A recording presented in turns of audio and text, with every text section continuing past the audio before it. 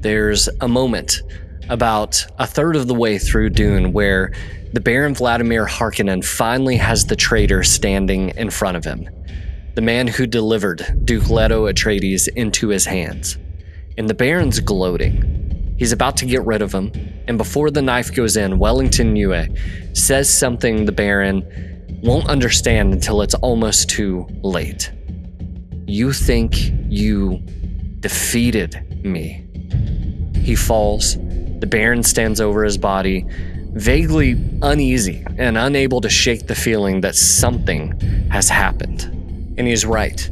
The man at his feet has just engineered the destruction of Piter Devere, the survival of Paul Atreides, the rescue of Lady Jessica, and the eventual collapse of House Harkonnen. Today, we're talking about one of the most underrated characters in Dune. Hi, my name's Cody, and welcome to the Understory. If you've ever read a book or watched a movie and wanted to keep talking about it, that's what this channel is all about. Mostly fantasy and sci-fi, but sometimes just whatever's worth taking a closer look at. And hey, if you enjoy what this channel's doing and you like these videos, consider hitting subscribe. I have new videos coming out every single week, and I appreciate it more than you know. Now, let's get back to the video.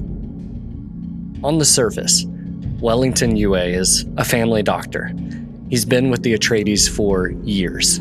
He's Paul's medical tutor. In the early chapters of Dune, Herbert introduces him through Paul's eyes and says he's this stick figure with square block of a head, purple lips, a drooping mustache, long ebony hair caught at the shoulder in a silver ring, and a diamond tattoo on his forehead. Here's how Princess Irulan, writing centuries later in her Dictionary of Muad'Dib, sums up his entire life.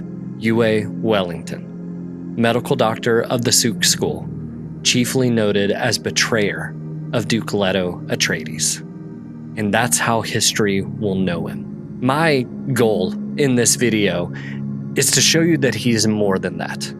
Because Yueh isn't a traitor who happens to do one decent thing on his way out. He's the only person in the entire Imperium who breaks something Herbert spends the whole book telling us can't be broken. And to get there, we need to talk about the Suks. In the terminology of the Imperium at the back of Dune, Herbert gives us the formal definition of Imperial Conditioning. And I'm pulling this straight off the page. It says it's the highest conditioning against taking human life. The Suks aren't just the best doctors in the universe. They're the doctors you can hire knowing that they literally cannot turn on you. The conditioning is supposedly so deep that you can't remove it. That's why they also have the diamond tattoo on their forehead, the long hair, the silver Suk ring. They're not decorations, they're a guarantee. When you see a Suk doctor, you're looking at a man who has been psychologically engineered to be safe.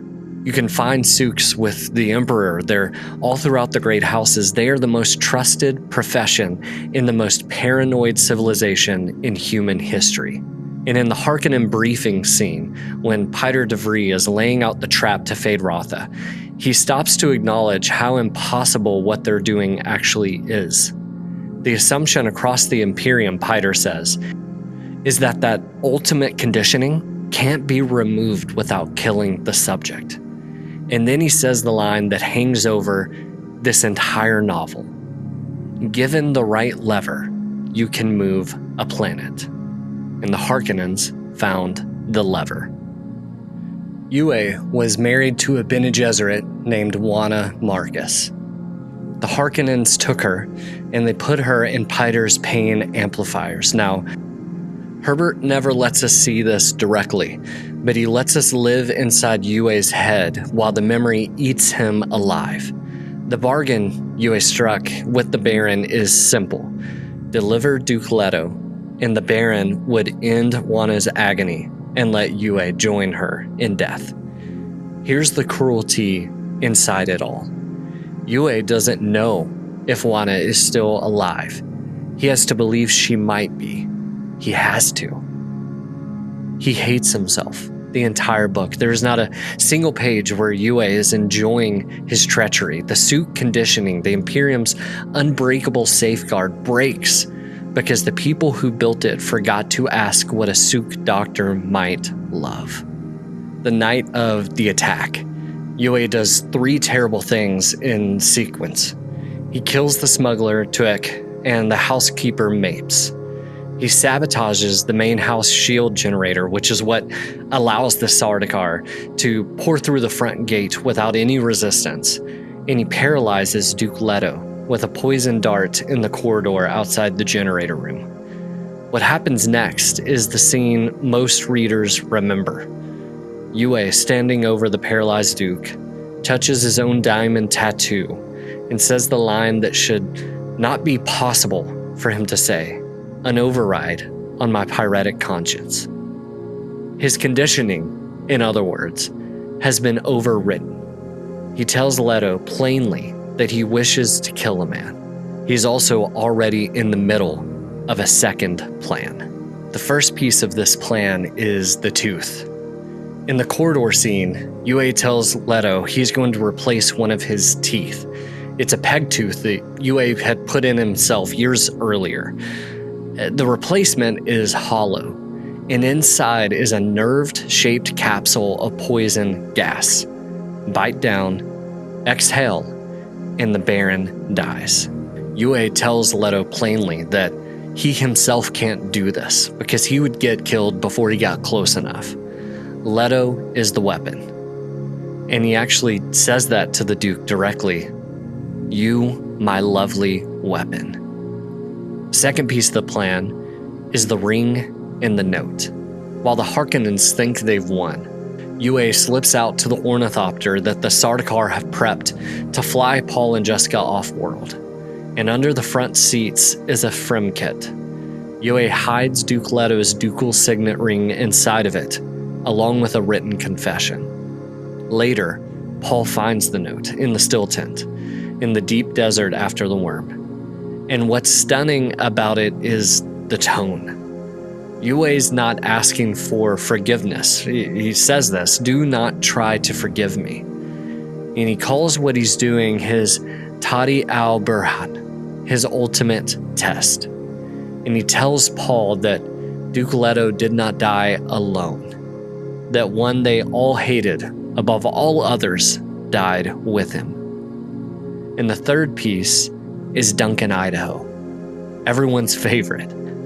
Yueh has Idaho positioned to retrieve Paul and Jessica from where the kidnappers will dump them in the desert. And his interior monologue at the front of the burning house is one of the most agonizing passages in the book. Idaho must not fail, he keeps thinking, or Jessica and Paul will not be saved. In other words, this betrayer is simultaneously building the entire escape route the Atreides will use to survive, regroup, and eventually return. Duke Leto wakes in the Baron's chamber. He remembers the bargain. He remembers the tooth. He bites down, he exhales, and the gas fills the room. And this is where Herbert does something that the film flattened just a little bit. The Baron survives.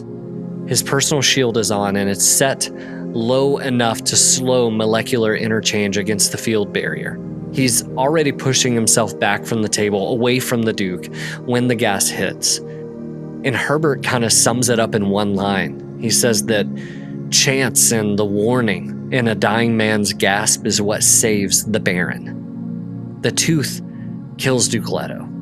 The tooth kills Captain Umankundu. And the tooth kills Piter DeVries, the mentat who designed the entire trap. Yueh's plan fails to kill the intended target, but it amputates the Baron's strategic brain. Later, in a quiet moment to his guard captain, the Baron acknowledges what's just happened. He's lost his most valuable mentat, and he'll have to spend the rest of the book trying to make Thufir Hawat his replacement. And that subplot will cost him dearly. So even Yueh's failure is a partial victory. He didn't kill the Baron, he killed the man who built the trap. So to sum it all up, One broken Suk doctor helped Paul and Jessica survive, helped Paul get his father's signet ring, which he uses later in the Fremen siege. Paul has Yueh's written confession, which later in the book is what diffuses Gurney Halleck's murderous suspicion of Jessica when Halleck wrongly accuses her of being the traitor. Piter DeVries is dead, the Baron is rattled, and Duke Leto Atreides dies on his own terms, taking enemies with him rather than strapped to Piter's torture table. Everything that powers the rest of the trilogy, Paul's rise, the Fremen Alliance, the fall of House Harkonnen, the whole arc that carries through Dune Messiah and Children of Dune, runs through doors that Yueh opened on his way out. And here's a final twist.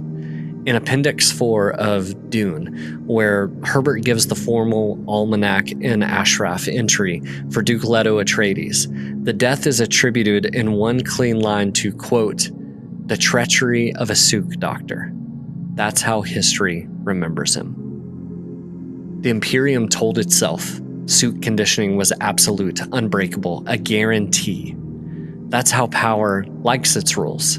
Clean, no exceptions. Frank Herbert spends 6 novels dismantling that fantasy in every way he could figure out how to do it. The Bene Gesserit breeding program produces the one thing they can't control. The God Emperor's 3,000-year reign of peace produces the explosion he's trying to prevent. The Mentat's perfect logic is steered by what someone whispers into it. And the unbreakable Suk doctor breaks, because the system that built him forgot to ask what he loved. And that's Yueh's story. Not a traitor. It's a quiet thesis statement about what Herbert thinks of certainty. Every absolute in the Imperium is a lever, waiting for the right hand. Yueh just happened to be that perfect lever. If you're looking for more Dune content, I've got a bunch on my channel. And hey, if you're new here and you love what this channel is doing, consider hitting subscribe. It means so much.